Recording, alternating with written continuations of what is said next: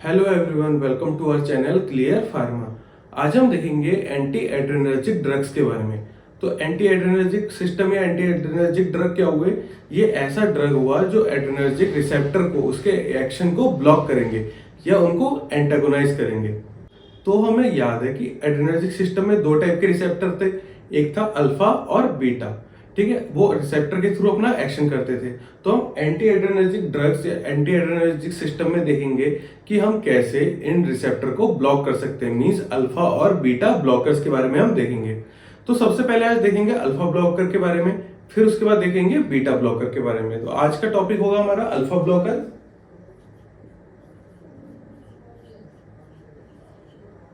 उसके बाद हम देखेंगे बीटा ब्लॉकर।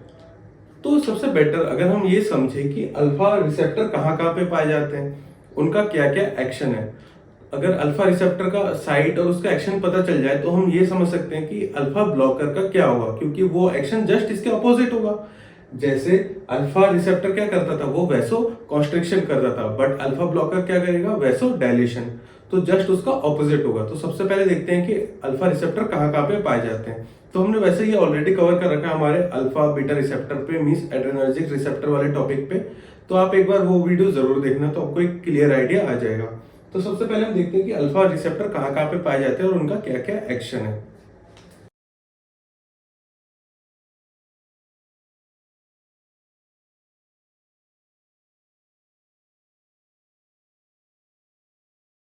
ये हुए अल्फा रिसेप्टर का एक्शन और साइट।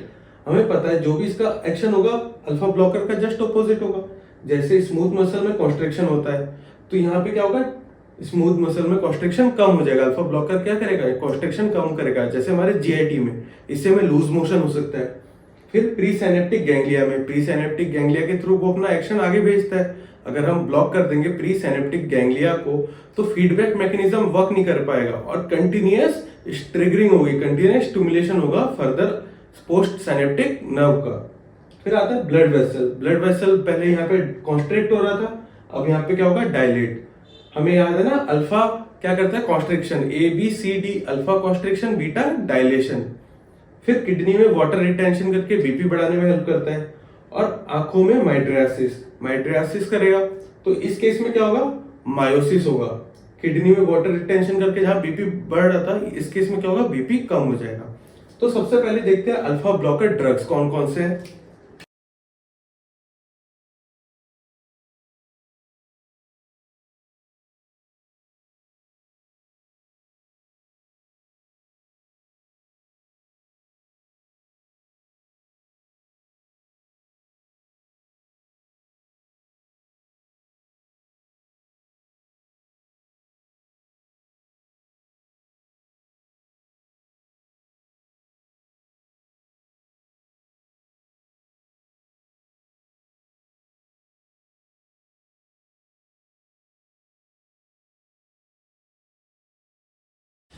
तो ये हो गए आपके ड्रग्स अल्फा ब्लॉकर के। अल्फा ब्लॉकर को मेजरली दो टाइप में डिवाइड किया गया है। पहला नॉन इक्विलिब्रियम और इक्विलिब्रियम टाइप। ठीक है, इनको इक्विलिब्रियम टाइप को कॉम्पिटिटिव एंटागोनिस्ट भी कहा जाता है। अब सवाल है कि नॉन इक्विलिब्रियम और इक्विलिब्रियम टाइप में क्या फर्क आता है। ठीक है, इनको रिवर्सिबल और इरिवर्सिबल ड्रग भी कहा जाता है। इसका मतलब ये हुआ, इरिवर्सिबल का मतलब ये हुआ कि जो एक बार बाइंड कर चुका है वो वहां से हटेगा नहीं, इरिवर्सिबल प्रोसेस है। ठीक है, इनको क्या कहा जाता है, इरिवर्सिबल ड्रग भी कहा जाता है, जबकि इनको रिवर्सिबल ड्रग भी कहा जाता है।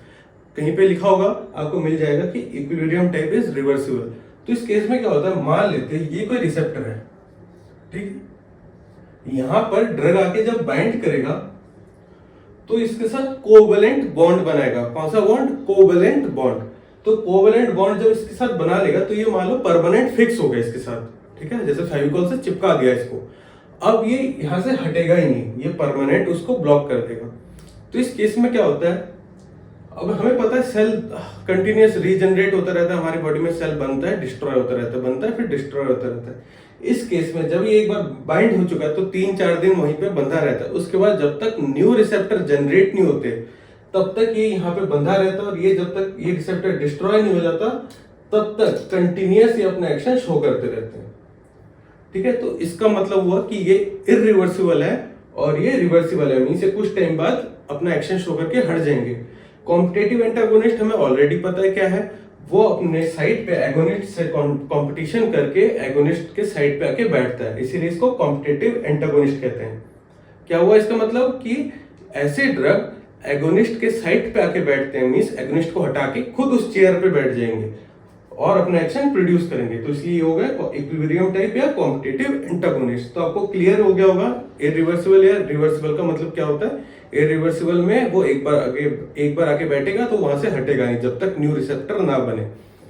तो नॉन इक्विलिब्रियम टाइप में ड्रग आता है बीटा हेलो एल्कामाइन, जिसका एग्जांपल है फिनॉक्सीबेंजामीन। ठीक, ये हो गया इसका एग्जांपल, ये कंप्लीट। फिर अगर हम इक्विलिब्रियम टाइप को देखें तो इसको फर्दर 3 टाइप में डिवाइड किया गया है, अल्फा 1 सेलेक्टिव, अल्फा 2 सेलेक्टिव और नॉन सेलेक्टिव। नॉन सेलेक्टिव का मतलब हुआ या तो ये अल्फा 1 पे बैठ सकते हैं, अल्फा 2 पे भी बैठ सकते हैं या दोनों पे बैठ सकते हैं, इनकी कोई सिलेक्टिविटी नहीं है, ये किसी पे भी बाइंड करके अपना एक्शन शो कर सकते हैं। तो अल्फा 1 के एग्जांपल है प्राजोसिन, टेराजोसिन, डॉक्साजोसिन, और अल्फा 2 के हुए योहिम्बिन। फिर आता है हमारा नॉन सेलेक्टिव। नॉन सेलेक्टिव को फर्दर 4 टाइप में डिवाइड किया गया है। ये कौन कौन से हैं? अर्गोट एल्कोलाइट्स, हाइड्रोजनेटेड एल्कोलाइट्स, इमिडाजोलिन और मिसलेनियस ड्रग। तो आप इसके एग्जांपल देख सकते हैं, जैसे अर्गोटामीन, अर्गोटॉक्सिन, ये हाइड्रोजनेटेड है इसलिए डायहाइड्रो अर्गोटामीन या डायहाइड्रो अर्गोटाटॉक्सिन। फिर इमिडाजोलिन में पेंटोलामीन और मिसलेनियस में क्लोरप्रोमाजिन। तो ये हो गए आपके ड्रग्स, इसको आप नोट कर लीजिए। इसके बाद हम देखते हैं क्या एक्शन है। तो एक्शन तो हमने ऑलरेडी वैसे बेसिकली डिस्कस कर रखा है कि जो भी अल्फा रिसेप्टर का एक्शन होगा ये इसका जस्ट ऑपोजिट होगा।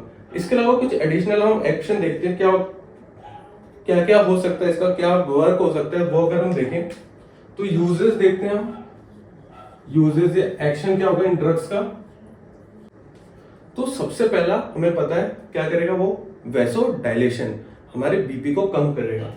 तो एक तो हो गया, हम कहां पे यूज कर सकते हैं, हाइपरटेंशन में यूज कर सकते हैं।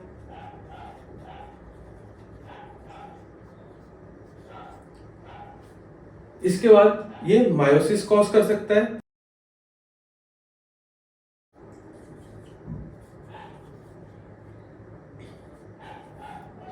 इसके बाद हमने देखा था कि अल्फा रिसेप्टर हमारे इजैकुलेशन के लिए हेल्प करता है। अगर किसी पर्सन को इम्पोटेंसी है तो हम अल्फा ब्लॉकर देख के उसकी इम्पोटेंसी को हटा सकते हैं। इम्पोटेंसी का मतलब हुआ कि किसी पर्सन को बहुत जल्दी वो इजैकुलेट कर देता है, ठीक है। तो उस कंडीशन में हम क्या करेंगे, अल्फा ब्लॉकर देंगे जिससे उसका इजैकुलेशन टाइम बढ़ सकता है, ठीक है। फिर हमने देखा वो स्मूथ मसल में भी एक्ट करता है। स्मूथ मसल में अगर वर्क करेगा तो वो क्या हो सकता है, हम कॉन्स्टिपेशन में इसको दे सकते हैं जिससे जीआईटी मोटेलिटी बढ़ सके। तो हम कब दे सकते हैं, जीआईटी मोटेलिटी को बढ़ाने के लिए, ठीक है, इंक्रीज जीआईटी।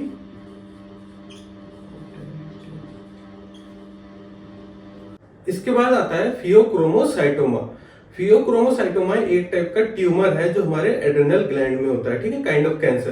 तो यहाँ पे क्या होगा कि कंटिन्यूअस एड्रेनलिन का रिलीज होता रहेगा जो हमारे बॉडी के लिए बिल्कुल भी बेनिफिशियल नहीं है। अगर कोई भी रिसेप्टर जैसे अल्फा बीटा कंटिन्यूअस स्टिमुलेट होंगे तो वो हमें कोई ना कोई साइड इफेक्ट प्रोड्यूस करेंगे, जैसे टैकीकार्डिया हो गया, फिर हमारा बीपी बढ़ना, इसके अलावा वेरियस माइट्रियासिस हो गया, इसके अलावा डिफरेंट जो भी एक्टिविटी होगी तो वो इफेक्ट होगी।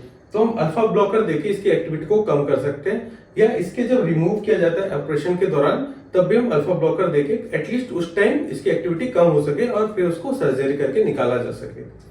इसके बाद आता है बेनाइन हाइपरट्रॉफी ऑफ प्रोस्टेट, जिसको बीएचपी भी कहा जाता है।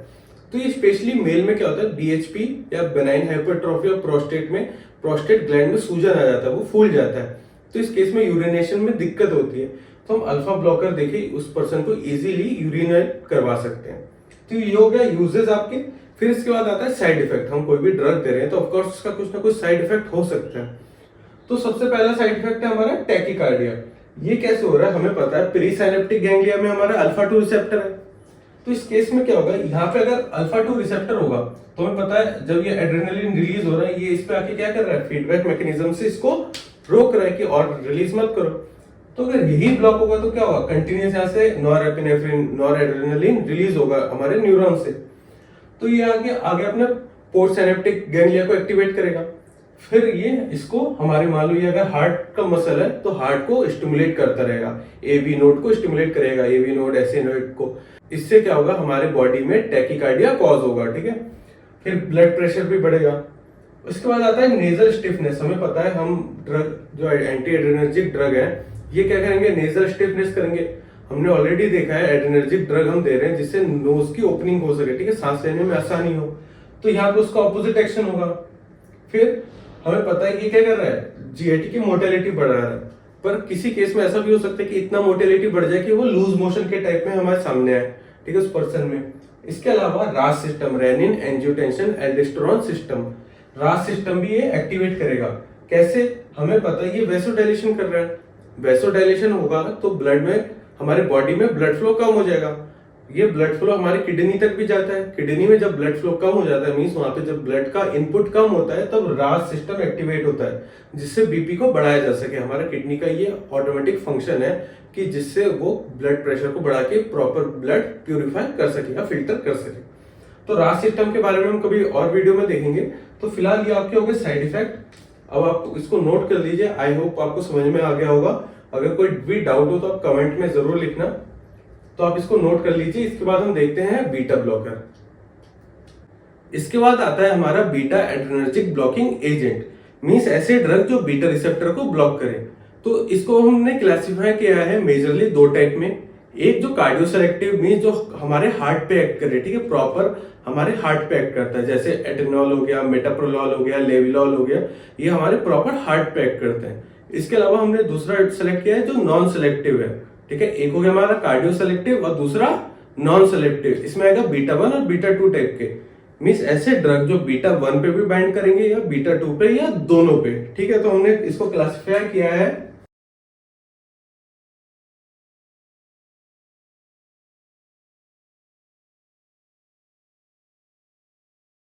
तो ये हो गए कार्डियो सेलेक्टिव ड्रग, जैसे एटेनोल, मेटाप्रोलॉल, एसब्यूटामॉल, ठीक है।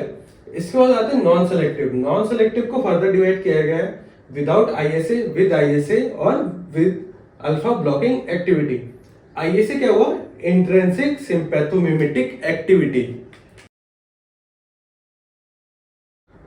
अब आईएसए हुआ इंट्रिंसिक सिंपैथोमिमेटिक एक्टिविटी। इसका मतलब ये हुआ कि ये ड्रग ना सिर्फ बीटा को ब्लॉक कर रहे हैं बट हाथों हाथ इनकी सिंपैथोमिमेटिक एक्टिविटी भी है, ठीक है। ये इनको ब्लॉक करने के साथ साथ ऐसे ड्रग उनको एक्टिवेट भी कर रहे हैं, मींस कहीं पे ब्लॉक कर रहे हैं तो कहीं पे एक्टिवेट कर रहे हैं, सिंपैथोमिमेटिक एक्टिविटी भी है।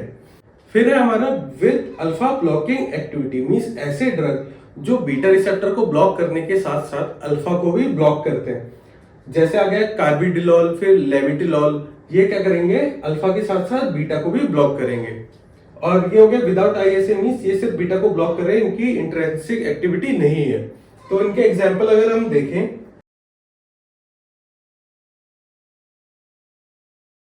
तो ये हो गया आपके बीटा ब्लॉकर ड्रग, आप इसको नोट कर लीजिए। इसके बाद हम देखेंगे बीटा ब्लॉकर की क्या क्या एक्टिविटी है। हमने जैसे अल्फा में देखा था कि अल्फा रिसेप्टर का क्या क्या वर्क है, फिर उसी के अकॉर्डिंग हमने देखा कि अल्फा ब्लॉकर का क्या एक्शन होगा, जस्ट उसके ऑपोजिट। सिमिलरली अगर हम ये देख पाए कि बीटा रिसेप्टर का क्या क्या एक्शन था, तो बीटा ब्लॉकर का क्या होगा, जस्ट उसके ऑपोजिट। तो अगर आपने अच्छे से देखा होगा अल्फा बीटा रिसेप्टर के बारे में, हमारा एड्रेनर्जिक रिसेप्टर के बारे में, तो आप ये टॉपिक इजीली खुद से भी कवर कर सकते हैं। जो भी वहां पे बीटा रिसेप्टर का वर्क था, यहाँ पे जस्ट उसका ऑपोजिट होगा, वही उसका एक्शन होगा। जैसे बीटा रिसेप्टर क्या कर रहा था, टैकीकार्डिया, मींस हमारे हार्ट रेट को बढ़ा रहा था, बीपी को बढ़ा रहा था। तो बीटा ब्लॉकर क्या करेगा, बीपी को कम करेगा। आपने बहुत ये सब कॉमन नेम है, आपने सुना होगा, एटेनॉल, मेटाप्रोलॉल, फिर प्रोपेनॉल। ये क्या करता है, बीपी को कम करता है, हार्ट रेट को कम करता है, ठीक है। तो इस टाइप से आप देख सकते हैं कि क्या क्या एक्टिविटी होगी। इसके अलावा ये एंजाइटी को कम कर सकता है। फिर जो एसेंशियल ट्रेमर होता है, एसेंशियल ट्रेमर मींस कुछ पर्सन में कपकपी सी रहती है, ठीक है, कुछ पर्सन में ऐसे कांपते रहते हैं उनका हाथ पैर। हमें पता है ये जो एड्रेनलिक सिस्टम है ये स्केलेटल मसल में शेकिंग प्रोड्यूस करता है, ट्रेमर प्रोड्यूस करता है। तो अगर हम बीटा ब्लॉकर देंगे तो क्या होगा, एसेंशियल ट्रेमर को ब्लॉक कर सकते हैं। एसेंशियल ट्रेमर क्या होता है, ये नॉर्मल टाइप की मींस कपकप होती है, ठीक है, हमारे बॉडी में शेकिंग होता है। तो ये पार्किंसन से अलग है।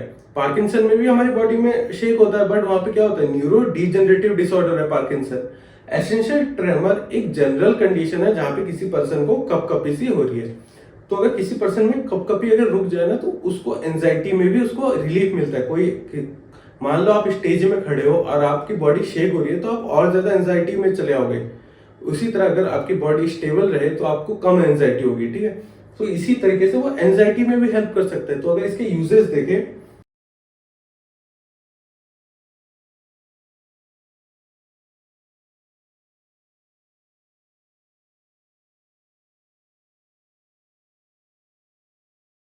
तो ये हो गया आपके कुछ यूजेस। जैसे हाइपरटेंशन में बीपी कम करके ये कार्डियक आउटपुट कम करके बीपी को कम करेगा।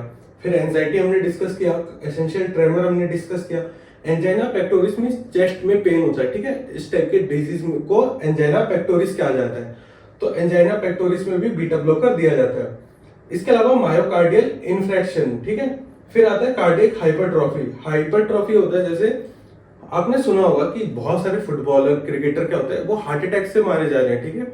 उनको हार्ट की बीमारी से मारे जा रहे हैं। जो पर्सन क्रिकेट खेल रहा है, जो फुटबॉल खेल रहा है, वो तो बहुत फिट है, फिर भी वो क्यों ऐसा हो रहा है कि उसको हार्ट की प्रॉब्लम हो रही है। तो इसको आप ऐसे समझो कि अगर आपको बहुत ज्यादा पानी पीना है तो आप छोटा गिलास नहीं लोगे, बड़े गिलास में पानी पियोगे। तो सिमिलरली जो स्पोर्ट्समैन होते हैं ना, उनको बहुत ज्यादा ऑक्सीजन की जरूरत होती है, बहुत ज्यादा ब्लड सप्लाई की रिक्वायरमेंट होती है, ठीक है। इस केस में क्या होता है, हार्ट का साइज जो पहले इस शेप का था वो धीरे धीरे हाइपरट्रॉफी होकर बढ़ा जाता है, ठीक है। अगर कोई भी शेप बढ़ जाएगा तो उसको पंप करने में दिक्कत होती है, ठीक है। इस टाइप के कंडीशन को कार्डियक हाइपरट्रॉफी कहा जाता है। और ये जो हो रहा है ना, इसको कार्डियक रीमॉडलिंग कहते हैं, ठीक है। हम ऐसे ड्रग को देके कार्डियक रीमॉडलिंग करवाते हैं उस बॉडी में, उस पर्सन में। उसके बाद टैकीकार्डिया, आपको पता है कंजेस्टिव हार्ट फेलियर, किसी पर्सन का हार्ट फेल हो रहा है उस टाइम में भी हम ये दे सकते हैं। ये हमेशा काम नहीं करता, जब एकदम अगर सडन आ रहा है किसी पर्सन को, तब हम सिर्फ रिलीफ के लिए एक टाइप से दे सकते हैं इसको। फिर आता है ग्लाकोमा में, और फियोकार्सिटोमा हमने ऑलरेडी डिस्कस किया। ये एक ट्यूमर है जो हमारे एड्रेनल सेल्स में होता है। तो ये हो गया आपके यूजेस, इनको नोट कर लीजिए। इसके बाद हम देखेंगे ग्लाकोमा के बारे में।